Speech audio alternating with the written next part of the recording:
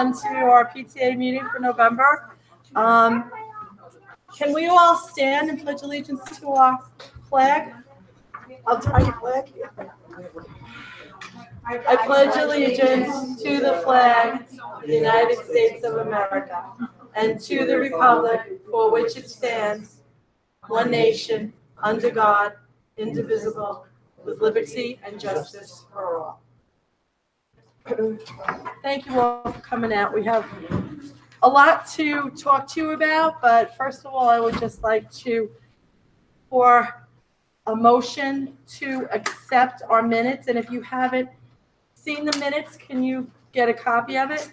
So can I have a motion to accept the minutes from the October meeting? Patricia Langana. And a second?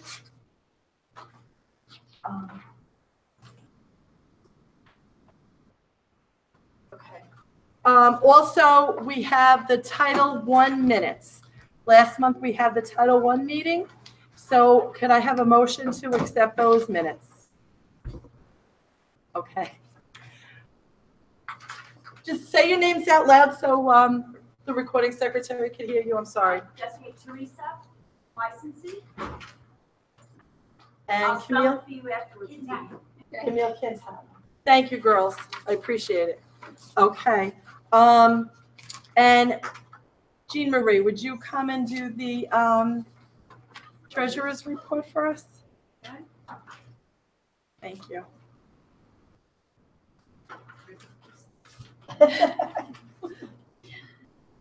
Okay, everybody should have a copy of the treasurer's report dated October 1st to October 31st, 2017. Okay, our opening balance was $2,171.53.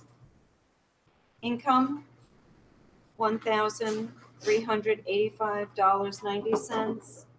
And our expenses are itemized, $1,317.37 with a closing balance of $2,240.06.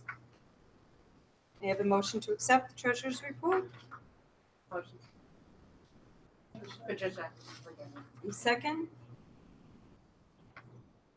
What's your name, hon? Sanu. I'm sorry? Sanu. Memuna Sanu.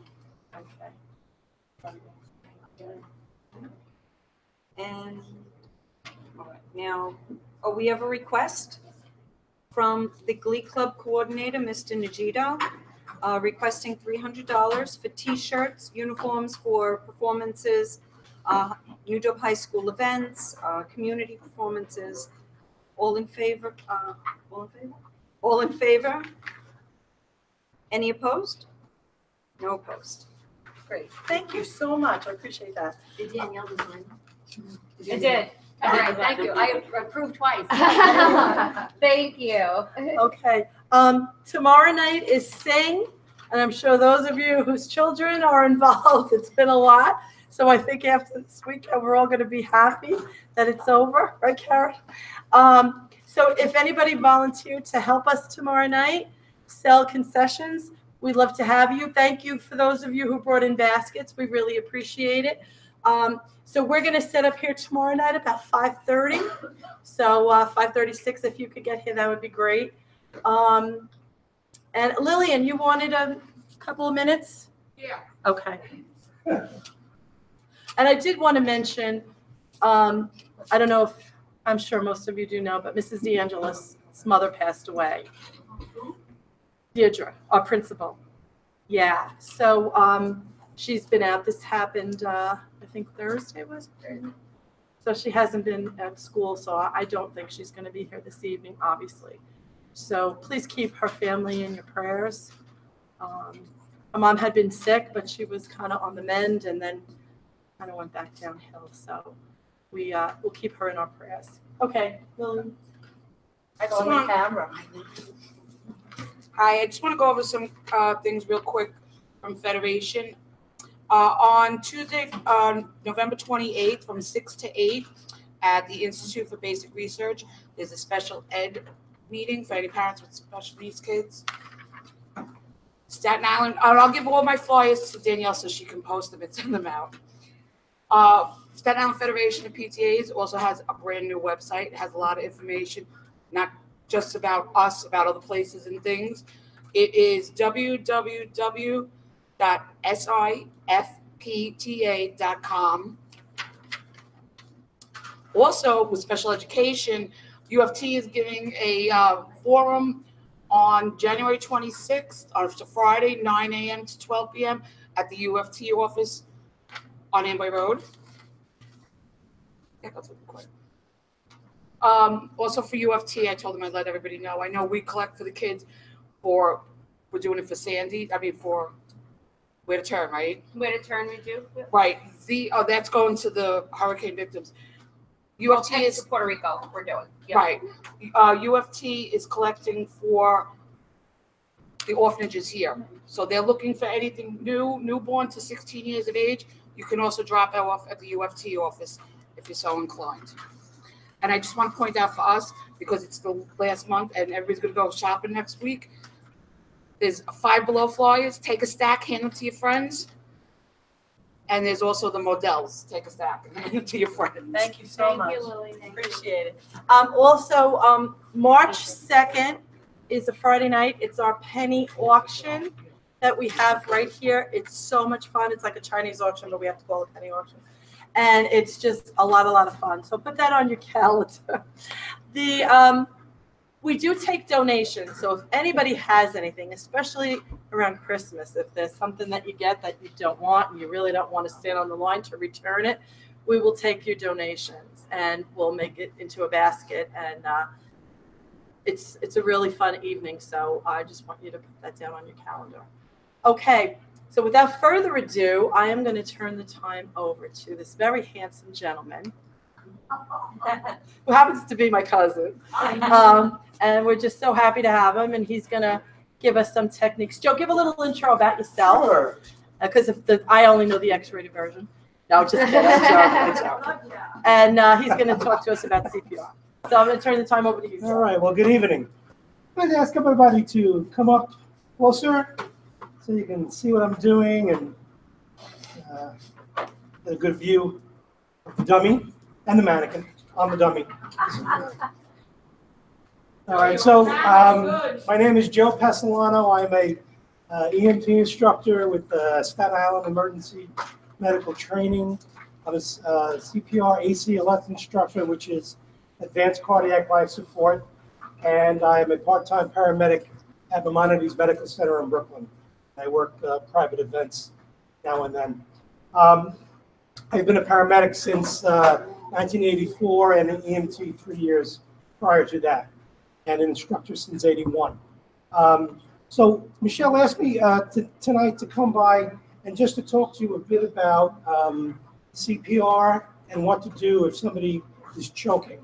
Okay, so let's start with cardiovascular disease, and which can lead to a cardiac arrest. All right, so over 610,000 people a year in the U.S. have some sort of cardiovascular disease, stroke, heart attack, angina, and of those, half can go into a cardiac arrest, okay, from what's called an arrhythmia. Okay, you've heard a heart arrhythmia or a ventricular fibrillation. Have you heard that? You know, when they take the paddles, the paramedics take the paddles. So usually with high quality CPR and the introduction of automated defibrillator, the chance of that person coming back increases dramatically. Okay, so now what we do is when we teach the lay rescuer, which we would all be here, lay rescuers, we teach to recognize cardiac arrest, activate EMS, which is called 911, and to begin with the CPR and the automated defibrillator. All right, so now the first thing we want to do when we come upon somebody, we don't want to start to compress on their chest without checking them out first, right? We need to say, hey, wake up, are you okay, are you all right? All right, we have to establish responsiveness with this individual, all right? At this point, we're not going to take a pulse check because we're not healthcare providers. All right, we're going to look for signs of life. All right, if we see that this person is gray or blue, not moving, eyes dusked over, and they're not breathing, we're going to begin compressions on this individual. Okay? Now, when we do cardiac compressions, we only deliver 25 to 30% of the normal cardiac output. So what we have to do is be perfect with our positioning when we do the compressions. Okay? So what we're going to do is we're going to come to the middle of the chest, above this sternal notch over here. All right? It's called the nipple line. All right? We're going to take our one hand and put it there. We're going to put our other hand on top. When we do compressions, it will be done on the floor. All right? I'll never get up, so I'm not getting down to the floor. But you need to be into the person as much as possible. All right? You're going to have one knee at the waist and one knee at the shoulder. You're going to come directly over the victim. All right? Now, assuming there was an arm over here, we want to be staring down at the armpit. All right? What we're going to do at this point is we're going to give 30 chest compressions. Okay? 30 compressions at a rate of 100 to 120. What we're doing is creating what's called an interthoracic pressure. And what we're doing with that is sending oxygenated blood to the brain and the heart. Okay? So we're going to do 30 chest compressions. 1 and 2 and 3 and 4 and 5 and 6 and 7 and 8, 10 and 11 and 12. Okay? We're going to do 30. Now at this point, we go into ventilate, but what we teach the lay rescuer as well, if you don't have a pocket mask, which is really the way to ventilate somebody, if you have what's called a barrier device, the American Heart Association come up with hands-only CPR. Okay? And hands-only CPR is just what it is. They say if you don't feel comfortable breathing into somebody's mouth, you don't have to. Just activate EMS, get that automated defibrillator, and do compressions. Okay? So now we're going to do 30 chest compressions, all right, for 2 minutes. All right, so in theory, we're going to do 30 compressions and 2 ventilations. All right. Now, if you did want to ventilate somebody, it's very easy to open the airway. You do the head tip chin lift, nothing. Okay. When somebody's unconscious or semi-conscious, their tongue naturally falls back and blocks their airway. All right. That's when somebody's snoring at night, that's what's going on. So now you know to lift their head back very gingerly, and you don't have to elbow them in the head anymore. See that? All right. So we're going to open the airway using the head tip chin lift. You can pinch the nose, and then you're going to cover the mouth, and you're going to breathe twice. Then you go back to compressions. Okay? Anyone want to try it? Anybody want to try it? No? Okay. All right. So 2 minutes. Now we say 2 minutes because 2 minutes of high quality CPR. After the 2 minutes, we're going to get our automated defibrillator. Hopefully somebody is going to get that defibrillator to you. Okay? So again, we're going to check responsiveness, tap and shout, wake up, wake up. Very important. You're going to yell out. You in the gray shirt, call 911. You in the black shirt, get an AED. You want to call out and tell people, give them a responsibility, because you don't want 20 people running out the door getting the AED. What's an All right. AED? Automated external defibrillator. All right, now I saw one around the corner in the other, where the teachers are, where the security guards are. And I think they said there's one in each floor. Yep. Right? Okay. So very important, you want to have somebody call 911, activate EMS, because you want the paramedics there as soon as possible. And also you want to get the AED, automated defibrillator. So when somebody goes into a cardiac arrest, they could go into what's called a ventricular fibrillation. Okay? What happens with a VFib is our heart has a pacemaker, and when there's a short circuit, the pacemaker stops working and the heart wiggles. If you took a bowl of Jell-O and you shook it, it would be wiggling. And that's what the heart's doing. It's wiggling a lot. There's a lot of electrical activity within the heart muscle, but it's not pumping. Okay, there's no blood getting pumped around. So what this machine does is when you push the button and it'll tell you exactly what to do. When you push the button to defibrillate, it'll stop that erratic behavior, and then hopefully the normal pacemaker in the heart can take over. Okay? So let's say somebody's doing compressions and I come up and I say, don't stop CPR. I have the AED, okay? The first thing you're going to do with the machine is put it on, and then you're going to listen to what the machine tells you to do. Apply pads to patient's bare chest. Plug in pads connector next to flashing light. So when you open the AED kit, you're going to take your pads, Apply pads. and there's pictures on the pads of where they go. Okay? And when we go down here, and when we go up here. Apply pads. Plug in connector. This point, you're going to plug this in, Analyzing heart and now you're going to tell the person, stop compressions. Do all not right. touch the patient. This machine is going to recognize a VFib, or ventricular fibrillation. Shock advised. Charging.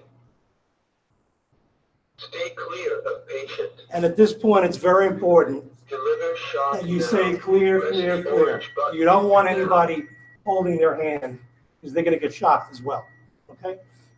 Clear, clear, clear. You're going to push the button. Shock And delivered. once it's delivered, the patient's going to jump a bit, the arm's going to move a bit, and then you're going to begin compressions immediately. Okay? Now, a lot of the AEDs tell you what to do. Okay? You can push a button that says if you need help with CPR, push a blue button, and then you push that button, it'll tell you what to do.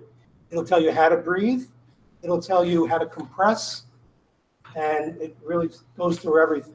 All right? So after 2 minutes, the AED, or the automated external defibrillator, will count down 2 minutes. Right?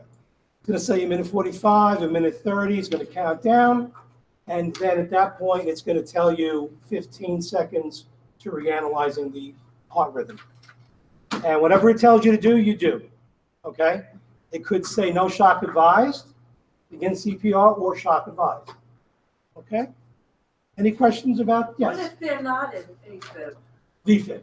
Then it's not gonna VFib. stop. That it's not going to shock. So there's a computer chip in the AED, and it only will shock a VFib, or ventricular fibrillation. Now, there are other rhythms that can be going on, but for the most part, people, when they go into cardiac arrest, they'll go into a ventricular fibrillation. So you're safe if you put it on someone and they're not. Absolutely, It's just not gonna. absolutely. If it's not VFib, it won't tell you to shock. Yes. You buy one of these. Well, they go for about $1,300 online. A Possible. lot of people get them from their physicians, and keep them in their homes. Somebody has a heart condition or stuff like that. But they really, they're at airports, they're in the mall, you see them in the mall. They really, the closer you shock somebody in VFib, the better chance they have of coming around. And when I was working as a paramedic, I shocked a couple of people when they went into that rhythm, and they came back and they were talking to me. So they didn't see a light or anything like that either. But it's very interesting, But it's an and as they have fire extinguishers all over the place, they should have AEDs all over the place. So you're putting these on every patient because you can't actually assess whether or not they're going into Correct. VFib. Correct. That's correct. I think one thing you need to remember, if you see somebody's chest and it's exposed and you have all different types of people with all different types of medical history, if you see anybody that has a portacath or something metal underneath their chest or a Yes, pacemaker or an pacemaker. AICD, stay away from that area. Do not put these pads on that metal device. If you see somebody's chest wall and there's a patch on it, could be a pain patch, could be a cardiac patch, do not put this patch over that patch. So just remember that if you see anything, Right. put it in a little area away from You that can put it area. about an inch away. Usually the pacemakers are put on the left side now where it's not going to interfere. But if you do see something, then put it about an inch away from that. Again, medication patches, that's a good point. Pain pads. Usually in the AED kit, there'll be gloves, there'll be a pocket mask, there'll be a razor, okay? If somebody has a hairy chest, you have to shave that area, all right? Now, we're not talking about artwork, but you do have to shave that area because you do need contact with the skin and the pad, all right? If you don't, if it's on hair, it's going to be floating. It's not going to work, okay? Medication patches. If there's any type of patch, take it off and wipe with, and don't try not to get it on your skin because then you get loopy, depending on what it is, you know. So But if it medication has two patches. patches, say there's two sets of adult patches, and you have a really hairy chested guy, you could put on one set of patches and rip them off. Right. Just rip it, give them a wax. Right. And then put a new set on instead. You know what I mean? Like if you had the patches Yeah. on there. That might wake them up. Yeah. Well, it could wake it up. And then you have it If you had saved. two adult patches, And you saved his life. That's it. Then you rip them quick. Hopefully, an AED kit will have a razor in it. They should. They should all have razors. But if not, then you can do it that way as well. Any other questions about CPR? So this can be, let's say you're doing this for a half hour. And if this person is continuously in ventricular fibrillation, this machine will shock every 2 minutes. All right? You would do 2 minutes of CPR, and then you would listen to the machine, what it tells you to do. Okay? Any questions about the AED or the CPR? Yes. Now, you can use adult pads on children. The only thing is if you put them on, because they're much smaller, obviously, and the pads are touching each other, then at that point you would put one pad on the front, on the sternum, and then you would put the other pad on the back between the shoulder blades. All right, so you're bookending the heart. That's what has to happen. What happens is when you push the button to shock, it's going to go from one pad to the other, then back again. Okay, so you can use all ages. Well, like I said, if it's usually they're only adult pads in AED kits because child pads are very expensive. So unless it's a pediatric unit or, you know, something of that nature, usually they'll only be adult pads. So again, you can if you put them on and they're touching each other, and put one on the front and one on the back. Okay? Any other questions about the CPR? All right, so infant is defined up to a year of age. A child is defined from 1 to puberty. So if you notice any underarm hair or breast development on that individual, you would treat them as an adult. You could have a very large 5-year-old or very tiny 10-year-old. So you really have to use your judgment for the size of that victim. But again, all compressions are 100 to 120 the rate a minute, all right? And you would do 30 compressions and 2 ventilations, all right? Any questions about the CPR? Okay, we're gonna go on to choking. All right, so can I borrow you for a second? Yeah, you don't have to say a thing. You don't have to say a thing. Okay, so, go like this?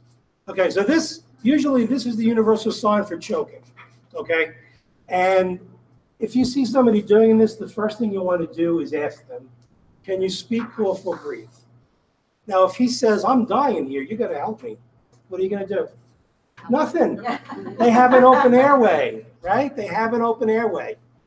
You would encourage him if he's coughing forcefully or he's just, I don't know, there's something in my throat.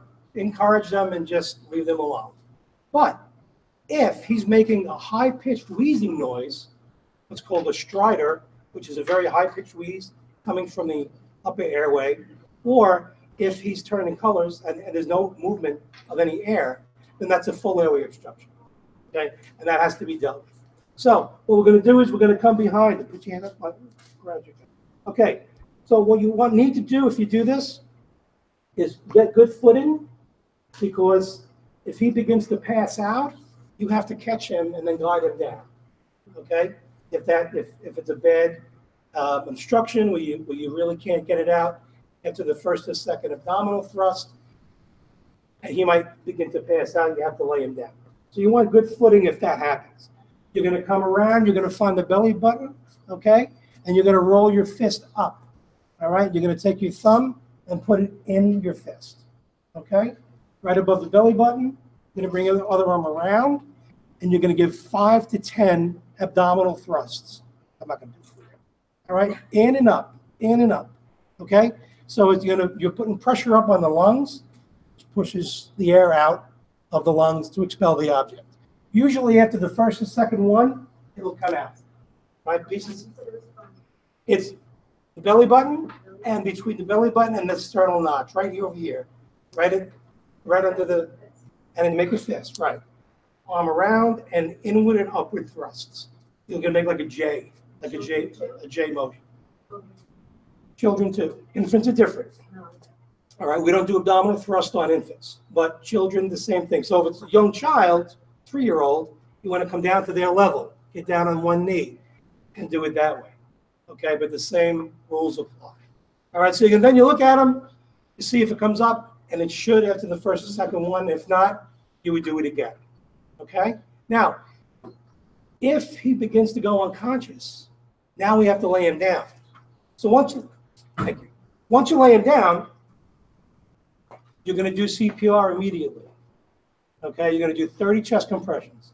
So if you're dealing with a obstructed airway that you cannot relieve, and then they go unconscious, you're going to do 30 chest compressions immediately. At that point, you're going to look in their mouth. If you see something, you're going to take it out. Okay, we don't do any blind sweep. All right, we're going to take it out. If you see it, we're going to give a breath. All right, now the breath maybe can go in and the object didn't come out, and at least you have an open airway at that point. Okay, and then you would do 30 more chest compressions if you did not get any chest rubs. All right, and that's the same for a child and an infant. Same rules apply. All right, so let's say they go unconscious, you lay them down, immediately you do 30 chest compressions. So what you're doing is you are attempting to remove the object and you're perfusing the brain and the heart with oxygenated blood at the same time. That's why they changed that. Okay? I like that. I stole it. Was that stolen? Empire Strikes Back? Okay. Any questions about the choking? So you would put them on the side? No. No, you have to do the chest compressions, 30 compressions. No, but like if somebody's choking, you wouldn't think, like you'd lay them flat, you would, I Lay 'em would think right flat. away and put them on the side. Once they come to, let's say you get the object out and now they're breathing and now you're waiting for an ambulance, at that point you can put them on their side and let any fluids drain out. That's if they're breathing and they're comfortable at that point. But if they seem to be unconscious, you want to open the airway if they're unconscious, right? And you also want to do CPR if you think that there's no heartbeat, right? Any other questions? Just demonstrate it again. Demonstrate The Heimlich. a Heimlich? Yeah. Sure. Okay. You just, all right, so you're going to say, can you speak, cough, or breathe, right? And let's say they're turning blue. So you're going to come here, finger in the belly button, and bring your fist up. Hand around, and inward and upward thrusts. Okay? 5 to 10 inward and up. It's the Heimlich maneuver. American Heart doesn't call it the Heimlich maneuver, they call it abdominal thrusts. The family wanted royalties. It's true. Oh, wow. It's, yeah, it, up and in. I hear that you could break somebody's rib though. Not by doing that. Not by doing that. No, well, when you do CPR, you can possibly crack somebody's cartilage, which attaches the rib to the sternum. Okay, but that's just a byproduct of CPR. You know, especially if somebody has osteoporosis, you know, any density bone density issues. But there's nothing worse than death. So, you know, if you ever had to do CPR and you feel a pop, you hear a pop, you just keep going. Just keep going. Now, if somebody is pregnant or if they're so obese, you can't get your arms around them, you can do chest thrusts, okay? You would come level the armpits and just bring your hands in on the sternum and you would pull back, okay? You would pull back 5 to 10 times. All right, especially somebody second to third trimester. You wouldn't want to, do abdominal thrust on somebody's second or third trimesters. Yes.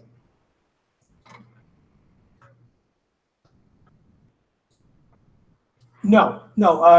Anything above a year, you go into do abdominal thrusts, just if they're conscious. If they're unconscious, you're going to lay them down and do 30 chest compressions, and then check the mouth, then breathe if nothing comes out, and see if you have an open airway at that point. Okay, so under a year of age, you're going to do back blows, what's called back slaps between the shoulder blades. And then you're going to flip them over, and you're going to do 5 chest thrusts between the nipples. Okay, you're going to do chest thrust. And then you just, 2 fingers, right. All right, because we don't do abdominal thrust on infants because you can, damage internal organs and such.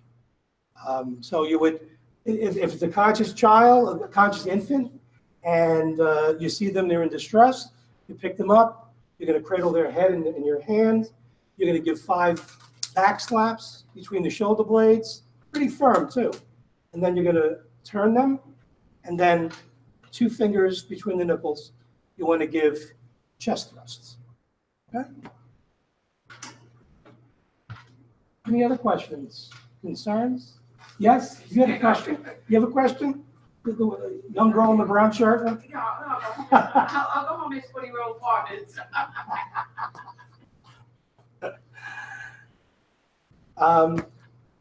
No other questions? Okay. Well, thank you for your time. Thank you.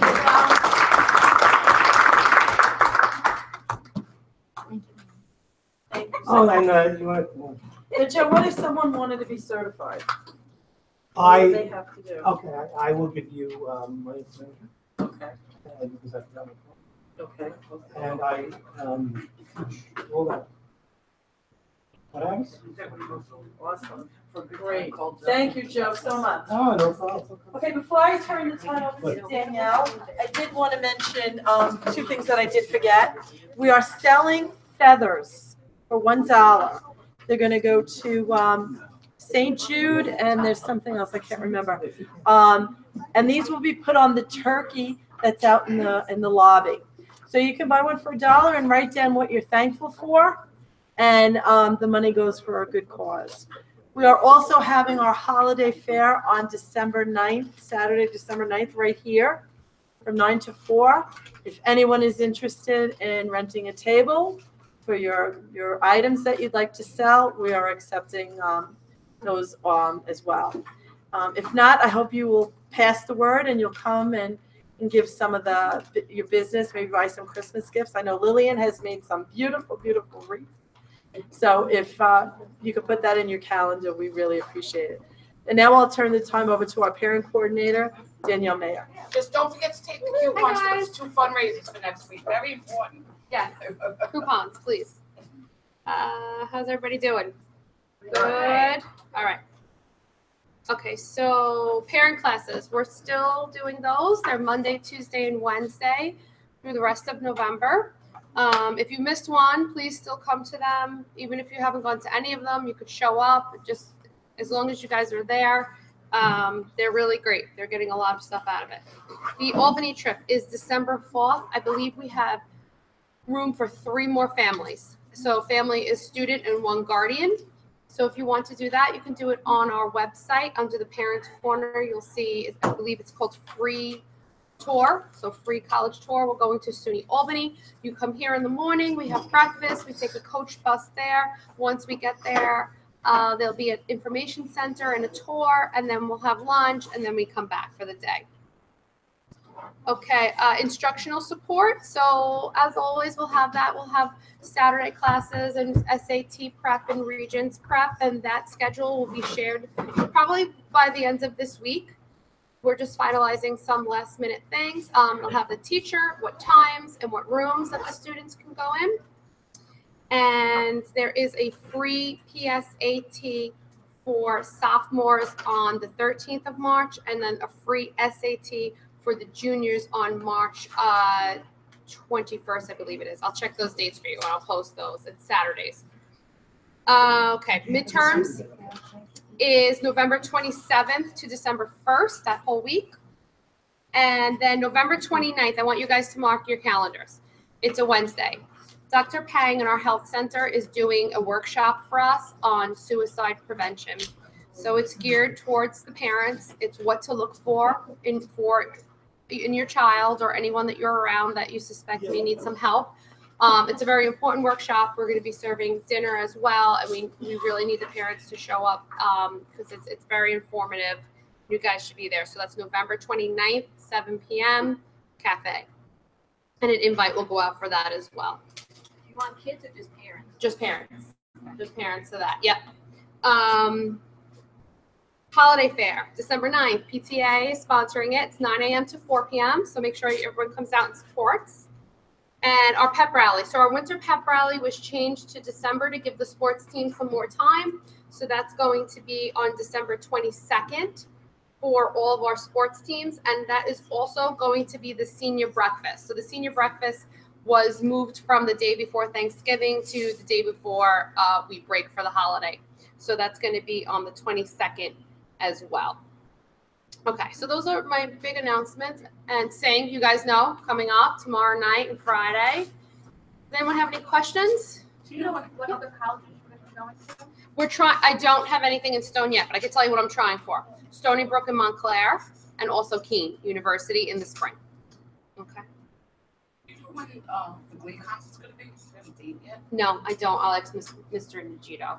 I don't know. I know they're performing at our holiday night when the kids come in for that, when they sing and dance. I know they're doing that. It's a winter concert. Winter concert. Thank you, Michelle. Holiday night, winter What is concert, that? where they sing, you know, Do dance they and have a separate sing. one for Glee, or is that what they're doing it for? They don't even have that date.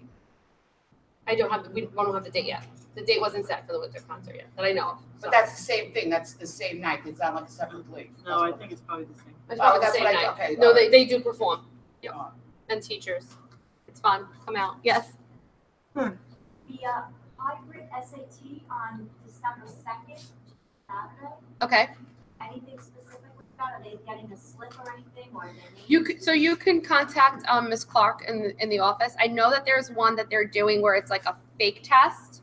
It's a practice test, and I believe that might be the day. It doesn't count for anything, but it's a hybrid one. But contact Ms. Clark. They may need to sign up for that. Yeah, they did. Okay, they did. Okay. But they don't get any, they just show up then? 9 a.m. Yep. You sure it's 9? I have 8. I think it's 8. You have 8. I have 8 to Usually it's 12:30. not 8 to 12:30. Okay. I'll double check for you. And I'll post it on the Facebook page. How's that? Okay. Anybody else? Somebody mentioned college trips. You know, if you're on Naviance, they have schools, they have representatives that come to the school all the time, and your kids can sign up and go down and meet with the representative. Absolutely. They come to the schools. In fact, there's two, because I was just in the Naviance class. Monday is the culinary school in Upstate New York. by Poughkeepsie, and then she has, I think tomorrow is the ROTC. Anyone else? Any other questions? Nope. Okay. Michelle, thank you guys. so much, Danielle. Thank you, everyone. I like to wish you all a very, very happy Thanksgiving. I know we have a lot of blessings in our life, and we take a lot for granted. So at this time of year, I hope that you can all just think about what you have and be grateful for it, not what you don't have. Can I have a motion to adjourn? I must adjourn. And a second? What's your name, hon? Thank you so much. Thank you all for coming. Please take some cookies. And if you want a feather, we're selling the feathers, shirts, and Definitely take some of the coupons.